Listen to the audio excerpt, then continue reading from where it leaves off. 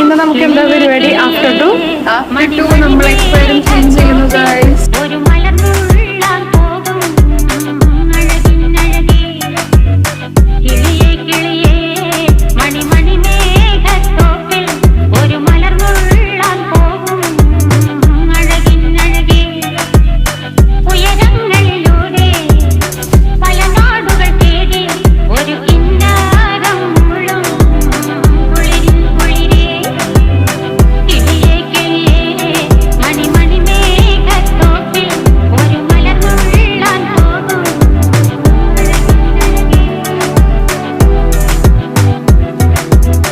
കിളിയേ